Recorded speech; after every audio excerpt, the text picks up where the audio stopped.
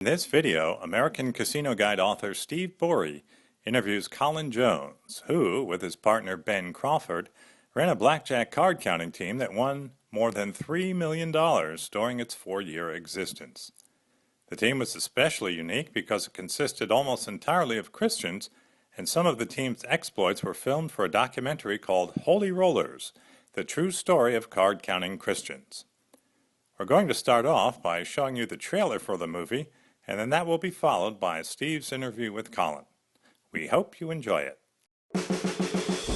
I was really excited when I heard about a blackjack team of all Christians. I was like, that's ridiculous.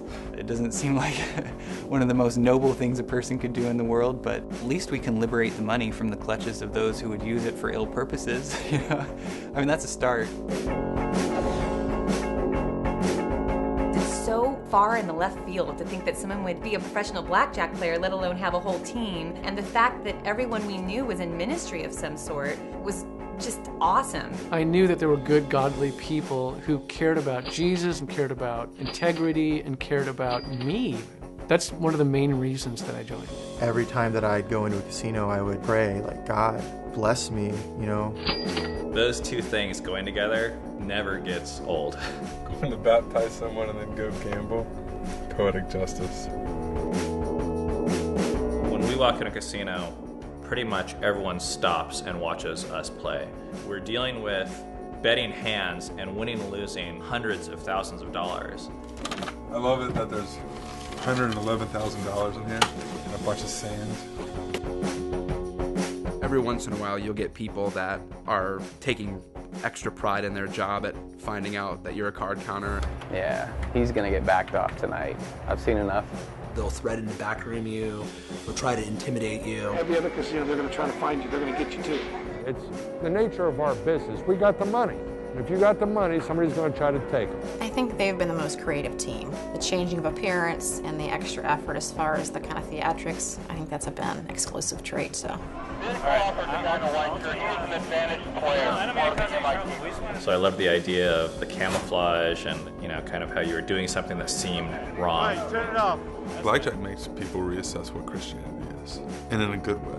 We want to live in the gray, because in the gray you've got to question who you are and what you're doing. Anyone who seriously wants to be a disciple of Jesus should learn blackjack. God knows all of my needs, and He knows exactly what order the cards are in the shoe.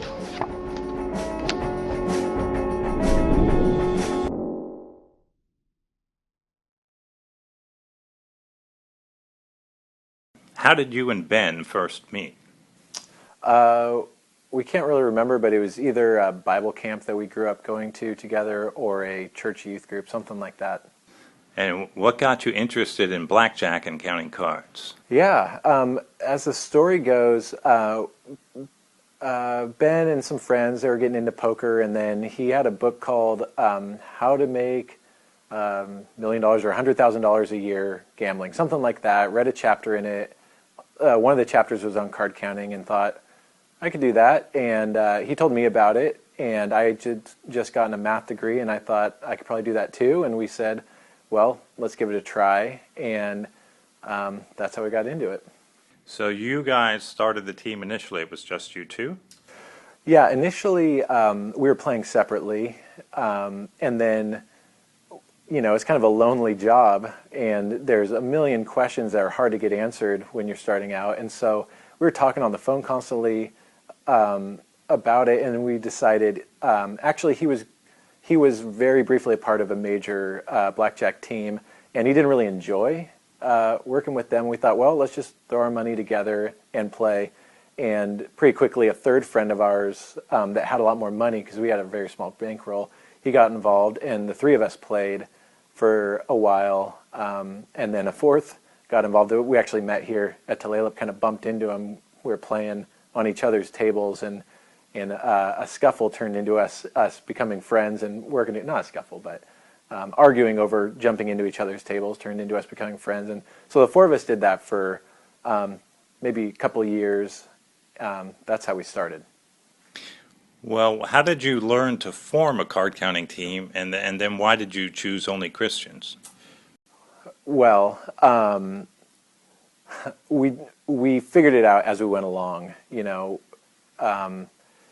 We at one point we got a hold of the Highlanders manual, but that wasn't really helpful because you kind of have to figure things out yourself anyway. And we, it was a lot of trial and error and constantly talking about how to motivate everybody, how to train players, how to deal with the issues of honesty and quality of play, just all those things. And then after a couple of years, the four of us stopped playing together, and that's when Ben and I started another team. And it actually, it was people, friends of ours from church, that were asking if we would teach them how to play. And it wasn't all Christians. That wasn't our goal.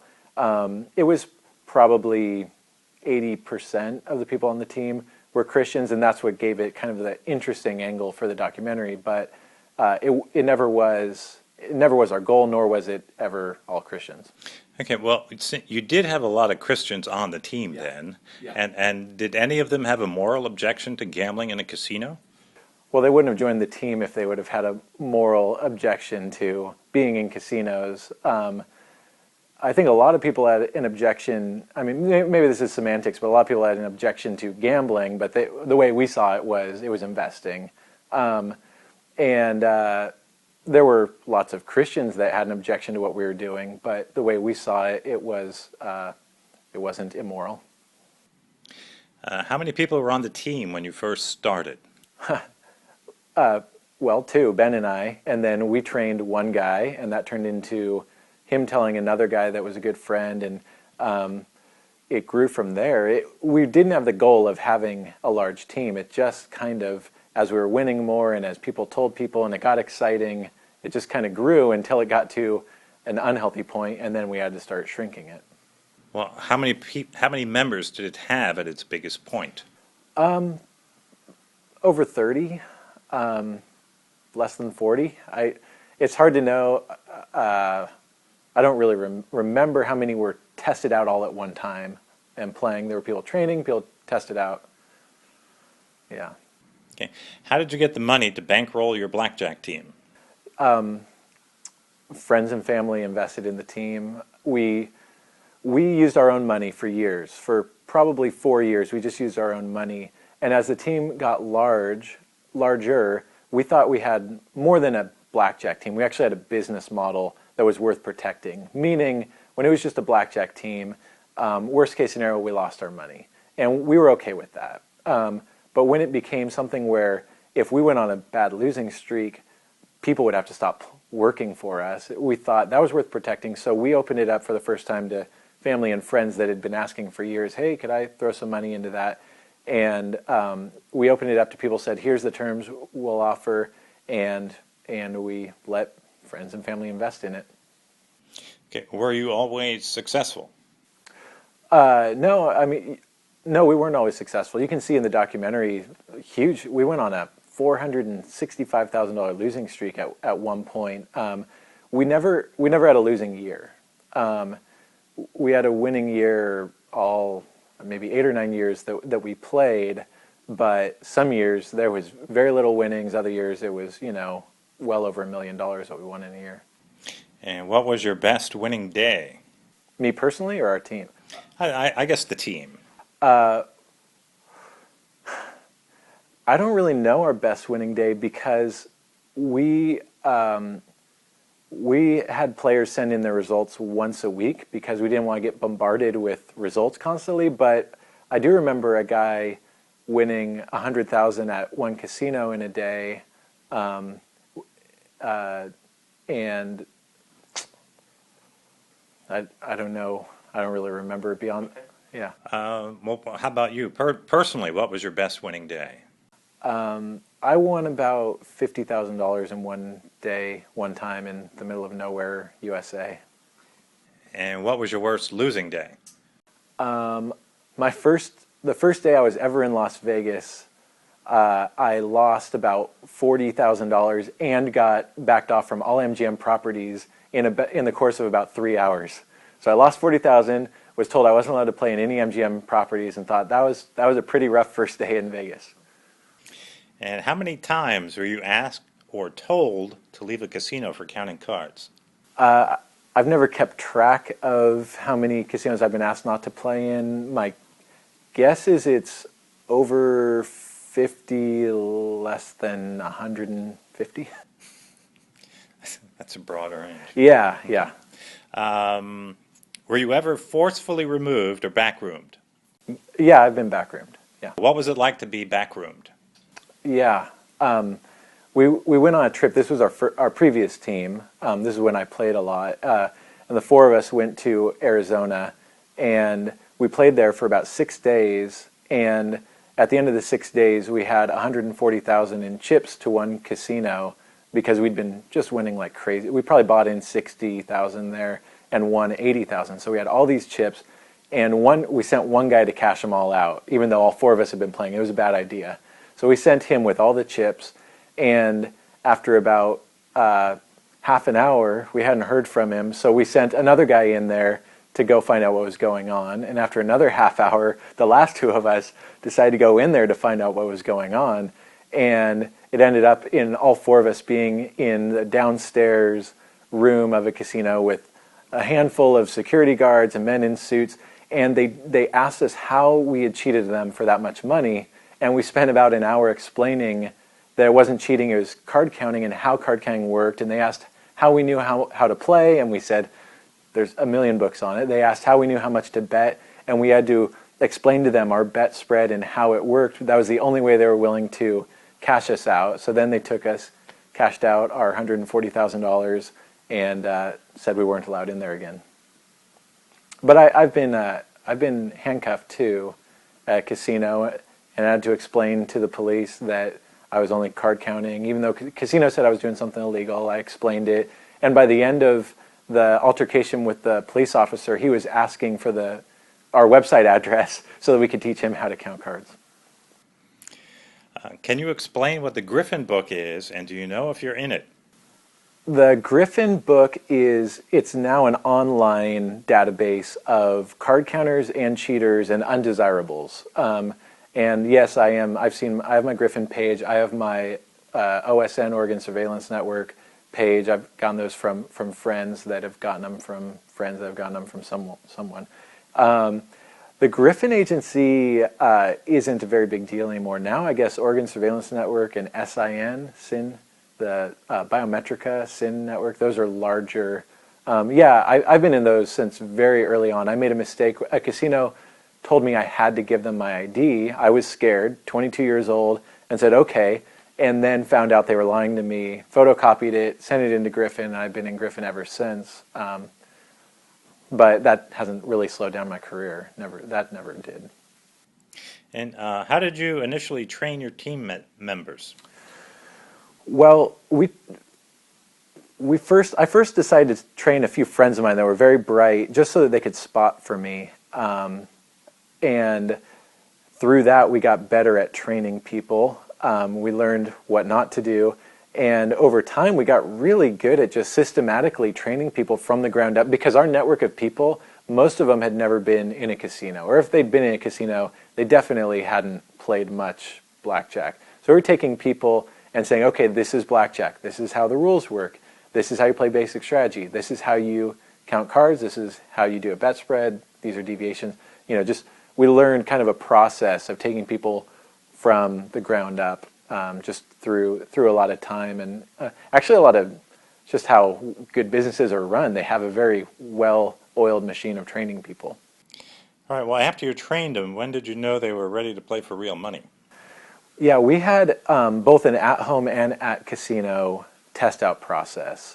We would deal to people at home, and they had to play through a certain number of shoes perfectly without any mistakes. And when they had done that, then they were allowed to do an in-casino test, and that was a very similar process. We'd sit there, we'd watch them play, and if they made a single mistake, or even if they made us feel not comfortable handing them team money, then they would go practice some more until they could really, impress us. Now, besides winning, what was the best part about running a card counting team? The best part about running the blackjack team, really for us, it was a lot of very fun, cool people. I used to always joke that we probably don't have the most successful blackjack team, but we got to have the most fun because the people involved, you know, it was kind of like one of those time of your life sort of things. I don't think I could. I think I could do it again. I don't know if I would because it was just really a fun experience back then, and yeah, it was a great network of people, and everybody enjoyed being a part of it for those 5 or so years. Well, what was the worst part about running the team? The worst part about running the team was having to fire friends. That that was rough, but I learned a lot about just business and maturity and friendship, and the fact that we're still friends. You know, all the people that we had to fire, I still consider them friends. They consider me a friend. That was rough. Other than that, losing streaks are just brutal. You don't know if you're making a mistake or I don't know if they're making, because I can't watch every hand played by the players. And like we show in the documentary, you can't tell if people are pocketing money or not. So when you're winning, you never think about those things. When you're losing, you're wondering, is this just bad luck or is it something more? Okay, well, let's take it one step further. Do you think there ever was cheating on the team? Yeah.